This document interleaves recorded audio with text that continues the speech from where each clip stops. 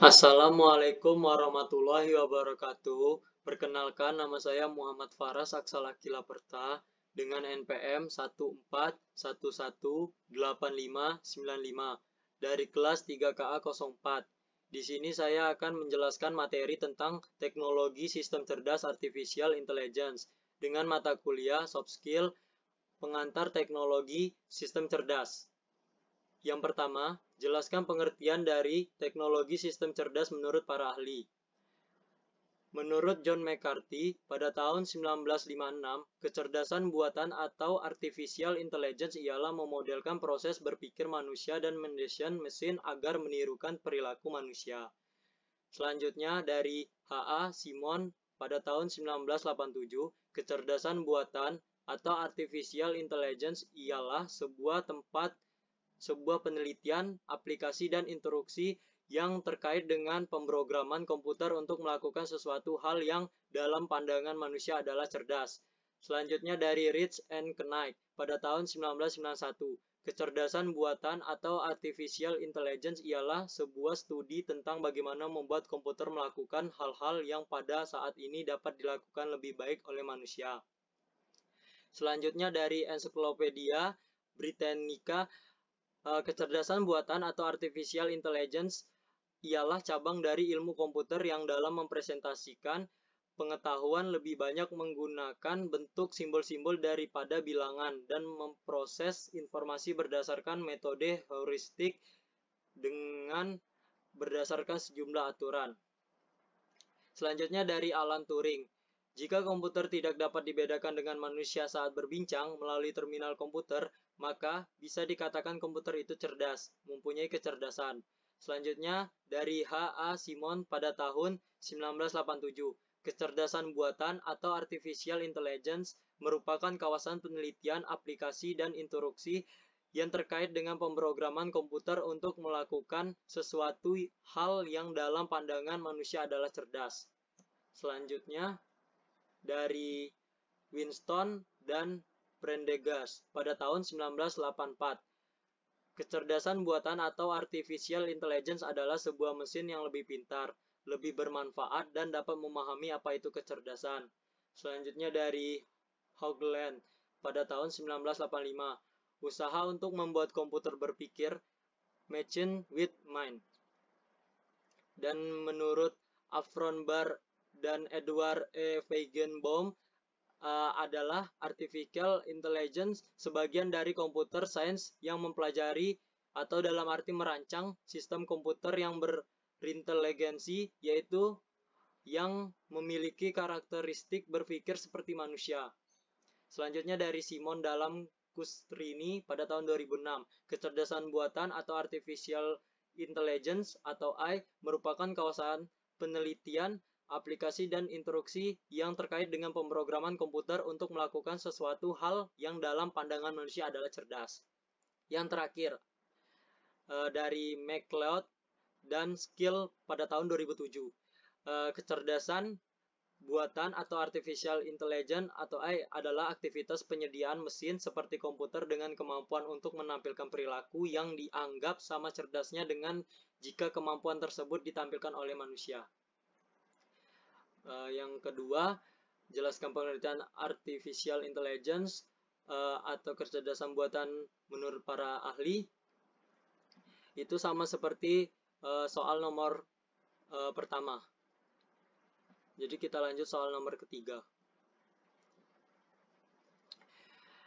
Soal nomor ketiga, jelaskan perbedaan inteligensi atau kecerdasan buatan dan alami. Beda kecerdasan buatan dan kecerdasan alami. Kecerdasan buatan yang pertama lebih bersifat permanen. Kecerdasan alami bisa berubah karena sifat manusia pelupa. Kecerdasan buatan tidak berubah selama sistem komputer dan program tidak mengubahnya. Yang kedua, lebih mudah diduplikasi dan disebarkan, mentransfer pengetahuan manusia dari satu ke orang lain. Membutuhkan proses yang sangat lama dan keahlian tidak akan pernah dapat diduplikasi dengan lengkap. Jadi, jika pengetahuan terletak pada suatu sistem komputer, pengetahuan tersebut dapat disalin dari komputer tersebut dan dapat dipindahkan dengan mudah ke komputer yang lain. Yang ketiga, lebih murah. Lebih murah maksudnya menyediakan layanan komputer kan akan lebih mudah dan murah dibanding mendatangkan seseorang untuk mengerjakan sejumlah pekerjaan dalam jangka waktu yang sangat lama. Yang keempat, bersikap konsisten dan teliti, karena kecerdasan buatan adalah bagian dari teknologi komputer, sedangkan kecerdasan alami senantiasa berubah-ubah. Yang kelima, dapat didokumentasi. Keputusan yang dibuat komputer dapat didokumentasi dengan mudah dengan cara melacak setiap aktivitas dari setiap sistem tersebut. Kecerdasan alami sangat sulit untuk diproduksi. Yang keenam, dapat mengerjakan beberapa taks lebih cepat dan lebih baik dibanding manusia.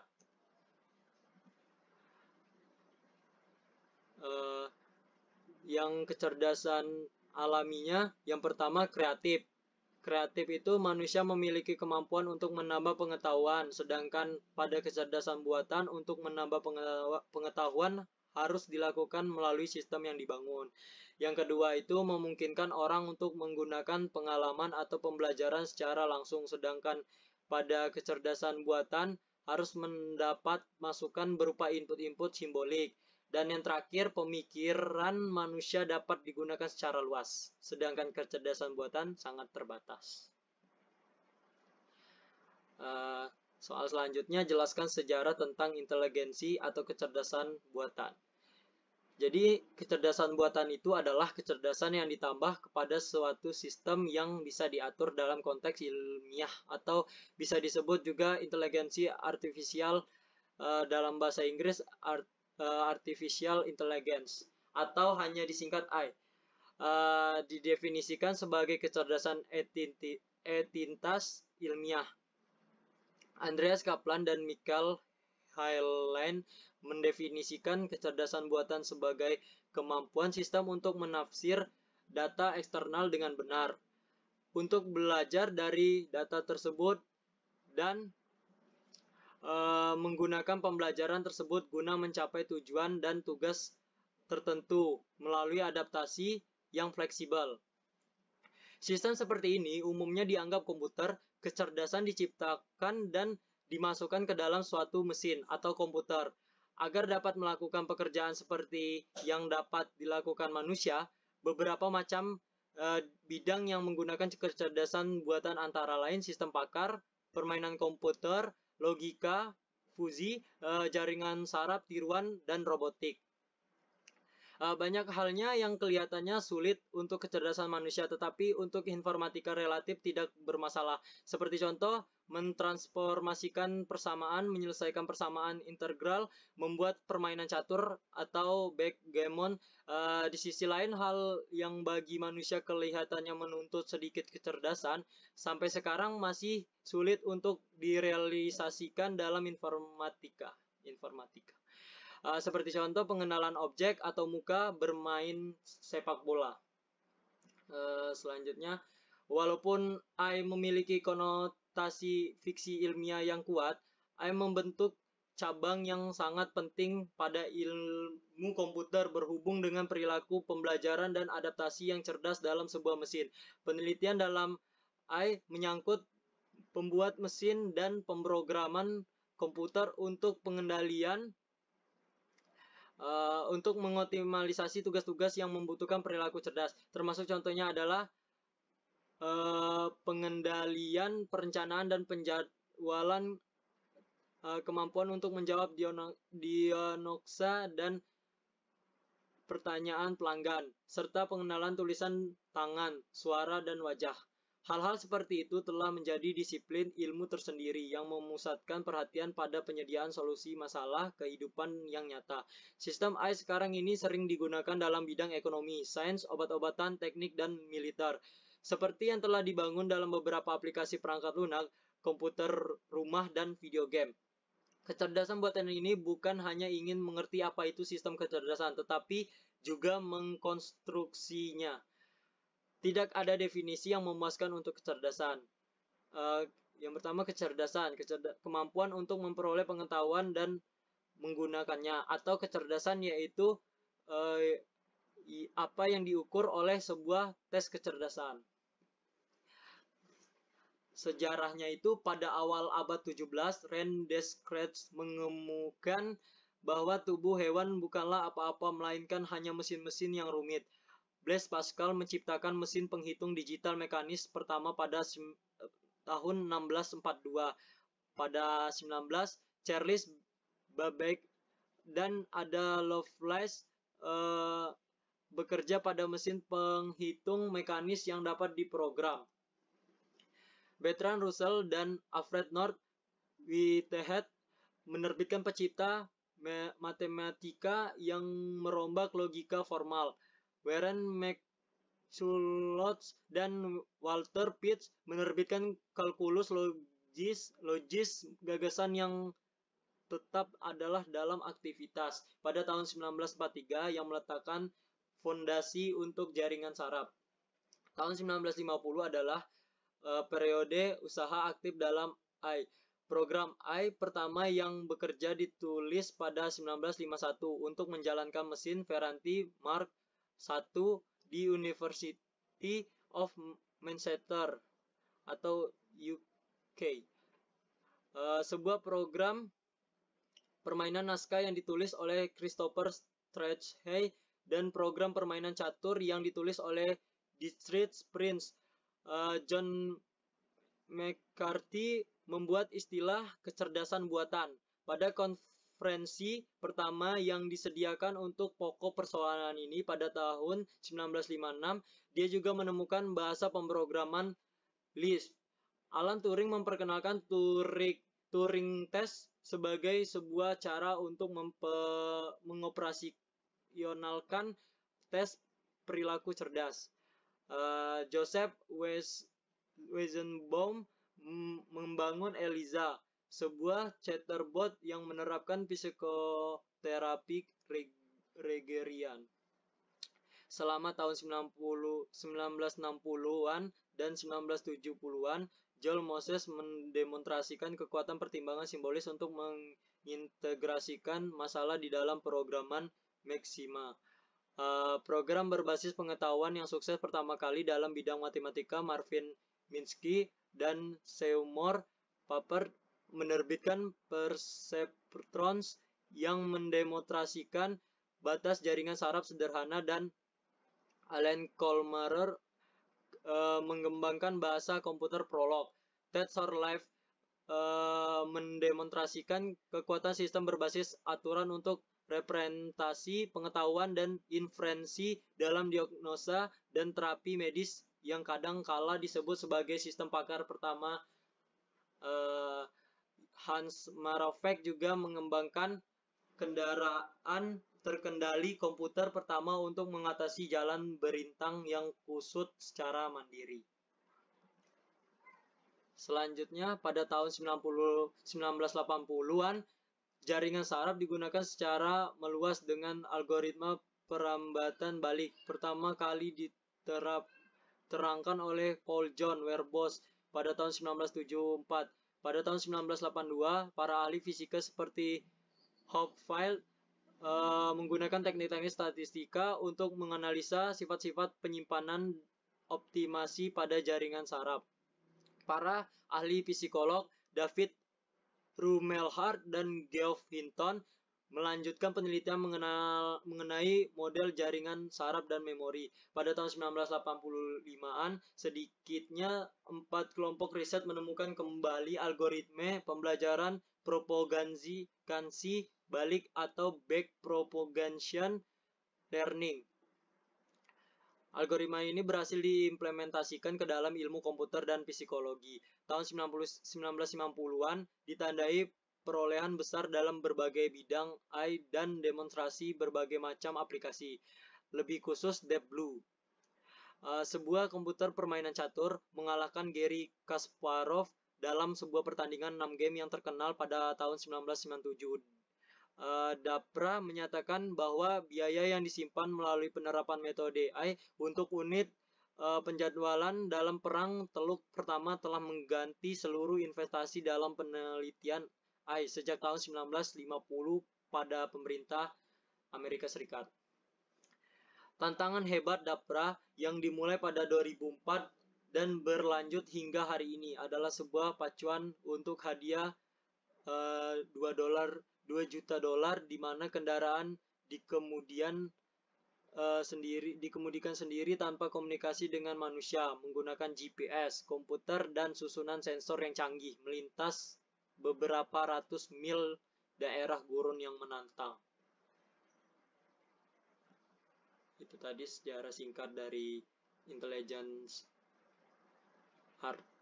artificial. Yang kelima, berikan beberapa contoh dari teknologi sistem cerdas. Yang pertama ada Siri. Siri adalah salah satu asisten pribadi virtual paling populer yang ditawarkan oleh Apple di iPhone atau iPad. Asisten yang diaktifkan sebagai suara perempuan ramah berinteraksi dengan pengguna dalam rutinitas sehari-hari. Dia membantu Anda menemukan informasi, mendapatkan petunjuk arah. Siri menggunakan teknologi pembelajaran mesin untuk mendapatkan pertanyaan dan permintaan bahasa alami yang lebih cerdas dan mampu memahami. Ini pasti salah satu contoh paling ikon dari kemampuan belajar pada smartphone. Yang kedua ada Tesla. Tidak hanya smartphone, tetapi mobil juga sudah bergeser ke arah artificial intelligence. Tesla adalah sesuatu yang meniadakan driver manusia. Ini adalah salah satu teknologi mobil terbaik yang tersedia sampai sekarang. Mobil ini tidak hanya mampu meraih banyak penghargaan, tetapi juga fitur seperti mengemudi sendiri, kemampuan prediktif, dan inovasi teknologi mutlak. Jika Anda seorang pecandu teknologi dan bermimpi memiliki mobil seperti itu, Tesla adalah salah satu contoh teknologi mobil canggih. Yang ketiga ada Cogito. Cogito awalnya didirikan oleh Dr. Sandy dan Joshua, adalah salah satu contoh terbaik dari aplikasi kecerdasan buatan versi perilaku untuk meningkatkan layanan pelangganan perusahaan. Perusahaan ini adalah sintesis pembelajaran mesin dan ilmu perilaku untuk meningkatkan kolaborasi pelanggan dengan para call center. Cogito digunakan pada jutaan panggilan suara yang dilakukan setiap hari. Contoh penerapan artificial intelligence dengan menganalisa suara manusia dan memberikan panduan untuk memberikan pelayanan maksimum. Yang keempat ada Netflix. Netflix tidak memerlukan pengenalan. Ini adalah layanan konten on demand yang sangat populer, menggunakan teknologi prediktif untuk menawarkan rekomendasi berdasarkan reaksi, minat, pilihan, dan perilaku konsumen. Teknologi ini memeriksa diri sejumlah catatan untuk merekomendasi film-film berdasarkan reaksi Anda sebelumnya. Aplikasi ini menjadi lebih cerdas setiap tahun. Satu-satunya kelemahan dari teknologi ini adalah film kecil akan luput dari perhatian, sementara film-film besar tumbuh dan menyebar di platform. Tapi seperti yang saya tulis sebelumnya, itu masih meningkat dan belajar menjadi lebih cepat. Yang kelima ada Pandora. Pandora adalah salah satu teknologi artificial intelligence yang paling populer dan sangat detail. Ini juga disebut DNA musik. Tergantung pada 400 karakteristik musik, tim musisi ahli secara individual menganalisis lagu tersebut. Sistem ini juga bagus dalam merekomendasikan rekam jejak untuk mengakomodasikan lagu yang tidak pernah diperhatikan meskipun disukai orang. Yang keenam ada Nest Learning Thermostat atau Google. Nest adalah salah satu startup contoh penerapan artificial intelligence paling terkenal dan sukses, dan diakuisisi oleh Google pada tahun 2004 seharga 3,2 miliar dolar. Nest Learning Thermostat menggunakan algoritma perilaku untuk menghemat energi berdasarkan perilaku dan jadwal Anda. Ini menggunakan proses pembelajaran mesin yang sangat cerdas yang mempelajari suhu yang Anda suka dan program itu sendiri dalam waktu sekitar 1 minggu. Selain itu, secara otomatis akan mati untuk menghemat energi jika tidak ada orang di rumah. Bahkan ini akan dikombinasikan keduanya, kecerdasan buatan serta Bluetooth rendah energi, karena beberapa komponen solusi ini akan menggunakan layanan dan solusi BLE. Yang ketujuh ada Box-Ever. Box-Ever adalah perusahaan yang sangat bergantung pada pembelajaran mesin untuk meningkat pengalaman pelanggan dalam industri perjalanan dan menyampaikan momen mikro atau pengalaman yang dapat memuaskan pelanggan. Box Offer secara signifikan meningkatkan keterlibatan pelanggan melalui pembelajaran mesin dan kecerdasan buatan untuk mengatur lapangan bermain, membantu pelanggan menemukan cara baru dan membuat perjalanan yang tak terlupakan. Yang kedelapan ada Flying Drones. Drone merupakan pengiriman produk ke rumah pelanggan. Meskipun dalam mode uji coba, mereka menunjukkan sistem pembelajaran mesin yang kuat yang dapat menerjemahkan lingkungan ke dalam model 3D melalui sensor dan kamera video. Yang terakhir ada Alexa. Alexa diluncurkan oleh Amazon yang semakin pintar dan menambah fitur baru. Ini adalah produk revolusioner yang dapat membantu Anda mencari informasi di web, mengatur janji, berbelanja, mengontrol lampu, switch, termostat, menjawab pertanyaan, membaca audiobook, melaporkan lalu lintas dan cuaca, memberikan info tentang bisnis lokal, memberikan skor dan jadwal olahraga, dan lainnya. Menggunakan layanan suara Alexa. Itu tadi beberapa penerapan artificial intelligence yang populer saat ini. Dan yang terakhir, kesimpulan. Menurut saya, kecerdasan buatan merupakan upah bidang ilmu komputer atau computer science yang khusus ditujukan untuk pembuatan perangkat lunak dan perangkat keras yang sepenuhnya bisa menirukan beberapa fungsi otak manusia, atau cabang ilmu komputer yang mempelajari otomatisasi tingkah laku cerdas atau intelijen. Di dalam ilmu komputer, banyak ahli berkonsentrasi pada pengembangan kecerdasan buatan atau artificial intelligence. Banyak implementasi kecerdasan buatan dalam bidang komputer, antara lain adalah decision support system, sistem pendukung keputusan, robotik, natural language, neural network, dan lain-lain. Pengertian kecerdasan buatan yaitu suatu studi khusus di mana tujuan adalah membuat komputer berpikir dan bertindak seperti manusia. Contoh bidang lain pengembangan kecerdasan buatan adalah sistem pakar yang menggabungkan pengetahuan dan penelusuran data untuk memecahkan masalah yang secara normal memerlukan keahlian manusia. Tujuan dari pengembangan sistem pakar sebenarnya bukan untuk menggantikan peran manusia, tetapi untuk mensubstitusikan pengetahuan manusia ke dalam bentuk sistem sehingga dapat digunakan oleh banyak orang. AI memiliki konotasi fiksi ilmiah yang kuat. AI membentuk cabang yang sangat penting pada ilmu komputer, berhubung dengan perilaku, pembelajaran, dan adaptasi yang cerdas dalam sebuah mesin. Penelitian dalam AI menyangkut pembuatan mesin untuk mengotomatisasikan tugas-tugas yang membuat perilaku cerdas, termasuk contohnya adalah pengendalian, perencanaan, dan penjadwalan. Kemampuan untuk menjawab diagnosa dan pertanyaan pelanggan, serta pengenalan tulisan tangan, suara, dan wajah. Hal-hal seperti itu adalah menjadi disiplin ilmu tersendiri yang memusatkan perhatian pada penyediaan solusi masalah kehidupan yang nyata. Sistem AI sekarang ini sering digunakan dalam bidang ekonomi, obat-obatan, teknik, dan militer seperti yang telah dibangun dalam beberapa aplikasi perangkat lunak, komputer rumah, dan video game. Itu tadi kesimpulan dari saya. Ini daftar referensi yang telah saya cari. Ya, sekian dari penjelasan saya. Lebih dan kurang saya mohon maaf. Kepada Allah saya mohon ampun. Wabillahi taufiq wal hidayah. Wassalamualaikum warahmatullahi wabarakatuh.